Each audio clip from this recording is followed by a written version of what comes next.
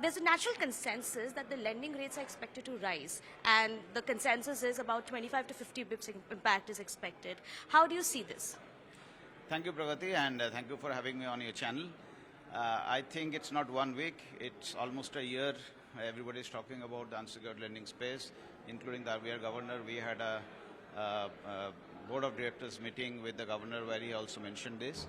And I think it's almost more than a decade that there has been no credit cycle in this space, and hence with the kind of growth which we have been seeing in this space between banks, NBFCs, fintechs, everybody, I think it's time to get cautious. That's what RBI governor is saying, and we are taking full cognizance of that.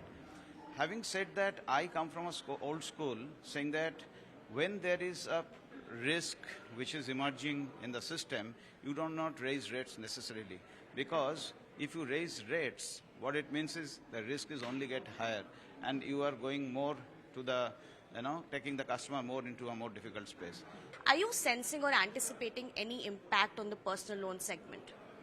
Our personal loan segment is very small, but I have seen very large and largest portfolios in the industry I've handled. So let me talk from that perspective. For us, it's very small, and we are not taking that risk because we are a sort of entrant into that segment, and an entrant, you do not take risks. So we are not there. So from my perspective, it is basically go back to the basics of credit underwriting, that if I have given 10 rupees to the customer, how do I get back the 10 rupees is everybody should focus on. And that ensures that, and also credit education of the customer, because there are so many NTC. NTC means new to credit customers who are coming into the system through various channels now because of digital and other things. It's very easy to get a loan.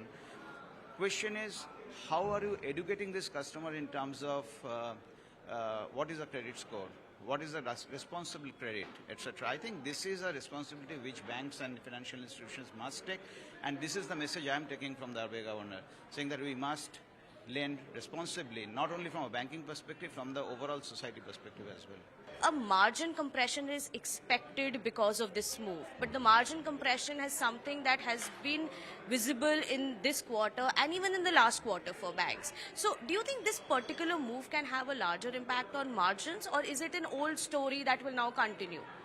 So let me put it this way, it's a little complex, because margin compression is happening right now because of the negative liquidity in the system, and hence cost of deposits are going up, and hence there is obviously a margin compression. This is little more indirect. Basically, if your cost of capital goes up, it depends on the CRAR of respective banks and things like that, and how they want to use that capital, and hence how do you bake in that cost of capital into. So it will not directly have a margin compression directly, depending on banks to banks, but does it in the long run impact? Answer is yes, if you are not careful. So I think what we need to understand is this is done to ensure the banks are responsibly giving credit, okay? And this will not have a direct impact on margin compression. One can suddenly look at it saying that, oh, this is an opportunity, so raise the rates and let's increase margins also. That will directly increase margins. Margin compression doesn't happen like that, because it is only going to bring down your CRAR ratios and things like that.